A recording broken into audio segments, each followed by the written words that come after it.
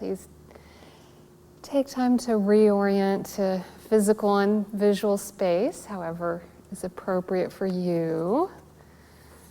Stretch out, resettle.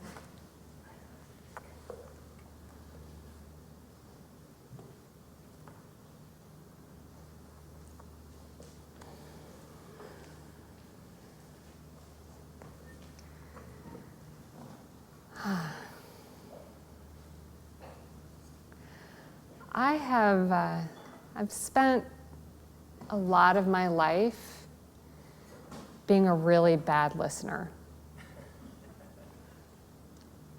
Lately, slowly, I've gotten a little better at it. And I've gotten better at it because of two realizations.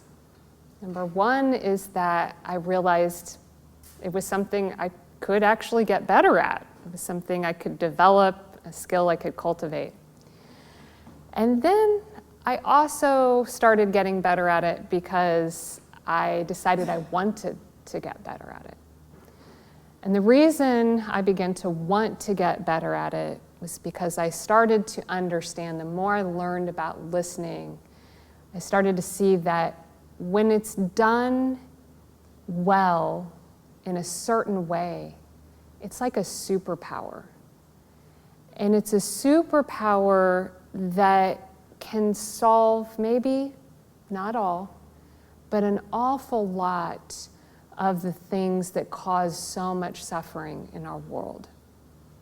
And that continues to provide me motivation to cultivate this skill.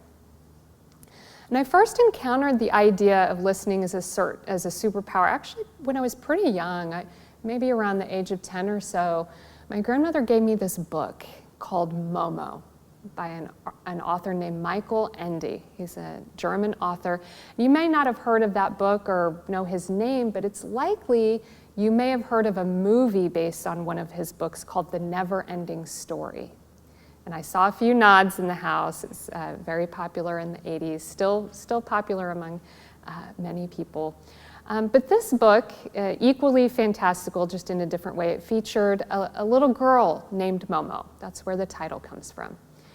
And she was a very special little girl because of the way she listened.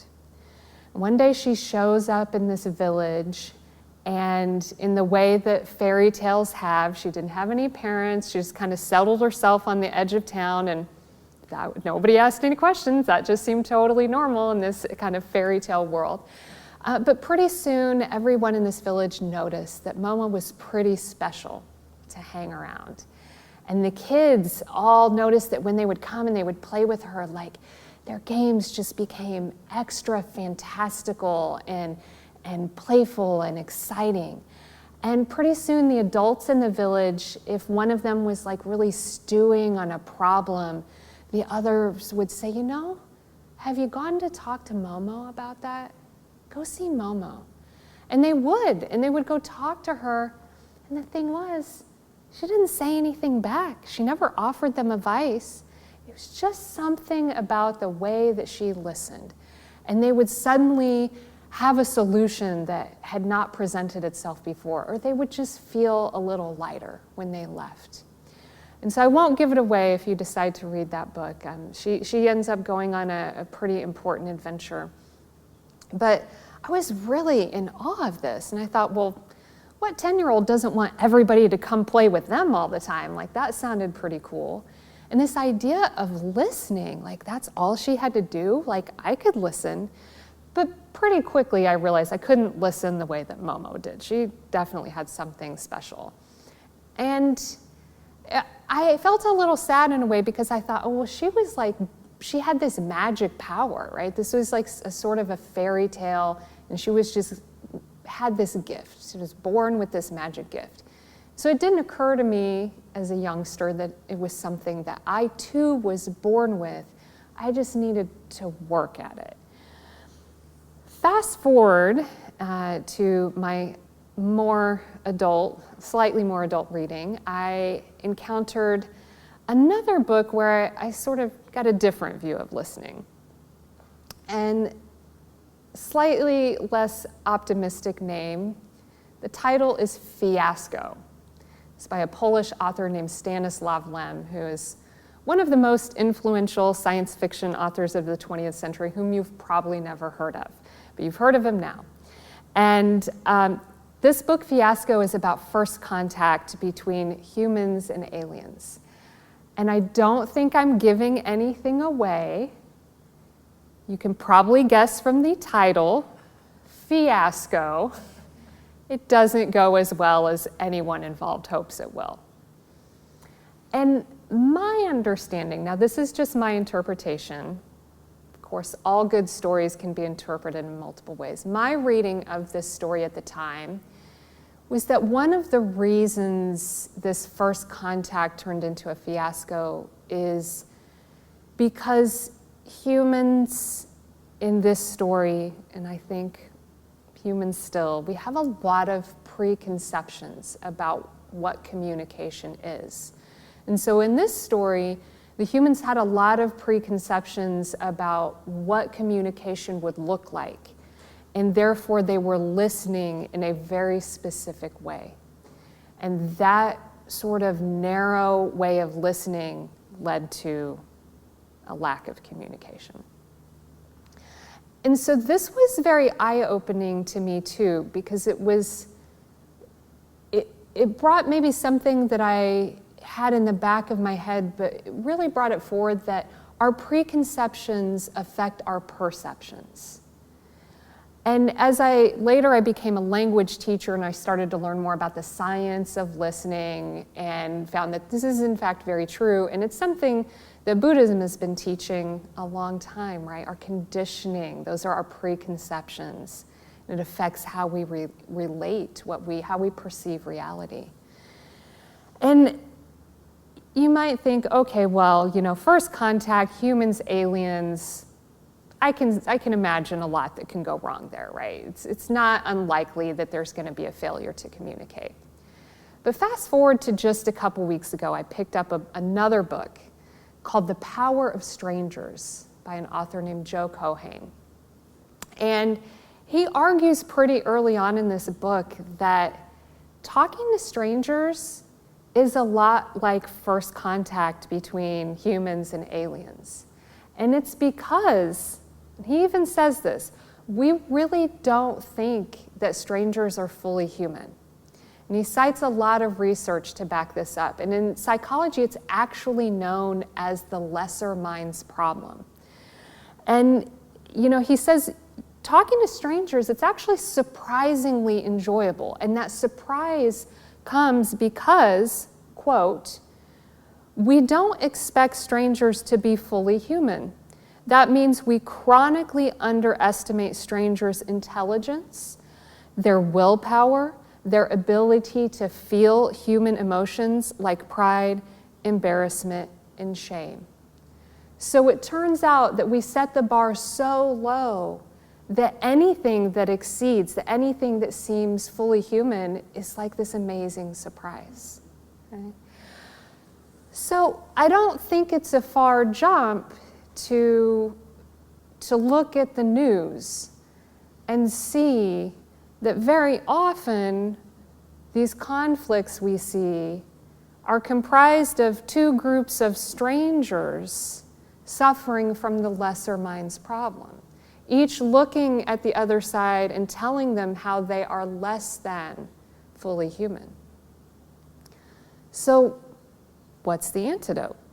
Well, in this book, Power of Strangers, you can probably guess from the title, talking to strangers is sort of it. But a huge part of that process, the author talks about listening as being really the antidote. But it's listening in a certain way. And based on the research and all the experts that he talks to, he outlines 3 levels of listening. And the first, most basic, is what he calls listening for familiarity. And I think of this as listening for what we already know. And so if I am interested in things like meditation, spirituality, quilting, riding bikes, whatever it might be, If I hear those are like buzzwords to me, and if I hear them in a conversation, I'm going to latch onto them, right? And in language learning, if you've ever tried to listen to a foreign language, you know it's like that minute you hear something in English, you're like, aha, familiar base. So it's listening for our own interests, our own familiarity. The second level is listening for information, right? And this is sort of to fill gaps in our knowledge. But at the same time, it's gaps that we are interested in filling. So if somebody's providing us information, I like to call this informing us against our will. If somebody's trying to inform us against our will, it's very unlikely we're really listening to them. But if we want to be informed, then we listen in a different way. And the third level, this is where we get to Momo's superpower, the superpower of that little girl. This is where we get to the antidote to the lesser minds problem. And this is what I call listening beyond ourselves. There's something called nonviolent communication, which is a paradigm for how to connect and communicate nonviolently, deeply. And listening for feelings and needs is how nonviolent communication describes this. And if you look at these three levels, you can kind of see this pattern, right? It's sort of the most self-centered kind of listening to the most other-centered kind of listening. First we're listening just for what interests us. Now we're listening for what interests others, what drives them, what are their needs, emotions, values. And that's when we start to see them as fully human. I think it's not a coincidence that there's a parallel in what you hear described as the spiritual path in many different traditions, but especially in Buddhism. Very often the path to spiritual growth and awakening is described as a transcendence of the small self to a larger self that is connected, awakened, and whole.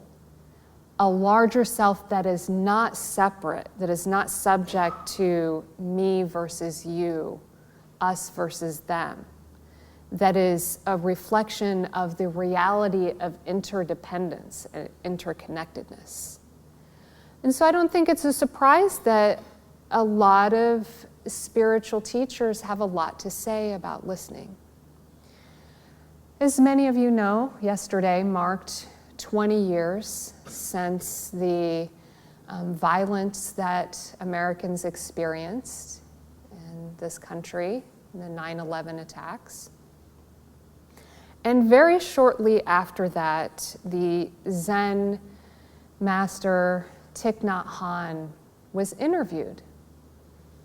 And the interview questioner said, if you could meet Osama bin Laden, the mastermind, the person who was calling these violent acts into existence, if you could meet him face to face, what would you say?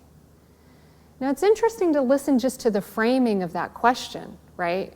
Because it's like, what would you tell him? What would you speak at him?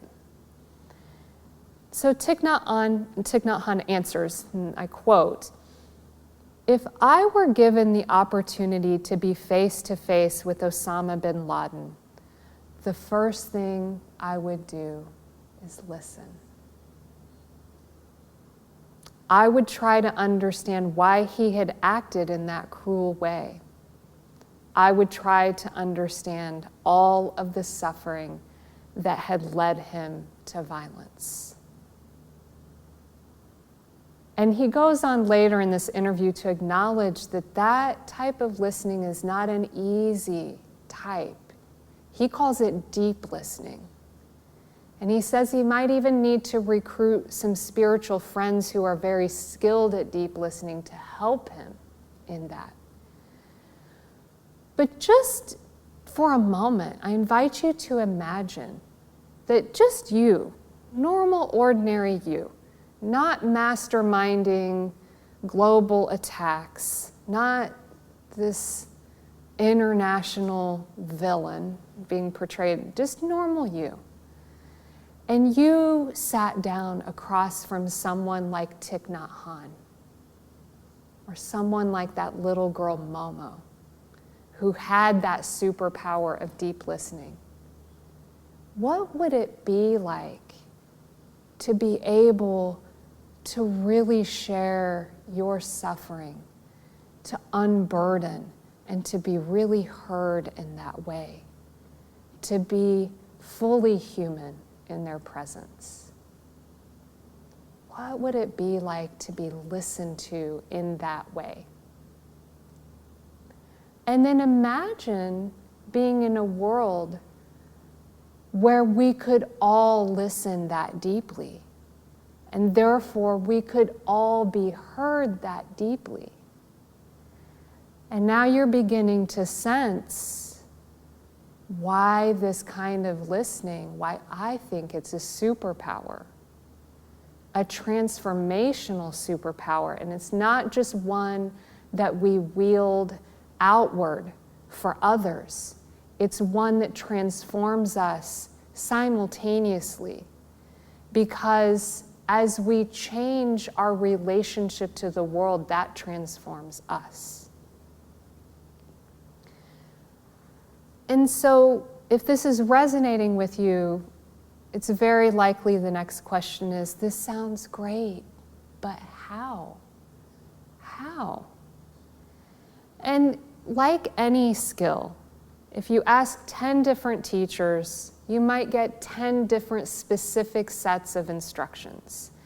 But I promise you they'll have two things in common. One is that the teacher will encourage you to just decide to do it, to set the intention, to try. That's always the starting place for any new skill. You have to decide that you want to try it. And then number two, just do it. Over and over and over. Practice and practice and practice, because it will never be perfect. It will just grow, as all skills do. All masters in their field, whether it's piano, athletics, spiritual development, they'll tell you there is no end to the deepening. And so that's my invitation to you this week, is just to decide. And maybe choose one situation, one person. It doesn't matter if it's a stranger or someone you know. And maybe notice what preconceptions may be altering your perception. I think about my husband. I've known him for 21 years now. And I definitely have some preconceptions. I assume I know everything there is to know about this man. But I find when I'm able to soften those preconceptions, I hear him in a different way, and I can continue to be surprised. And so that's the invitation, to just decide to try it, and then try it and see what happens. My wild guess, my strong suspicion, is that if you try listening in this way, and that if I try it along with you, we begin to listen very closely, what we'll really hear is the sound of our hearts awakening to their true wholeness.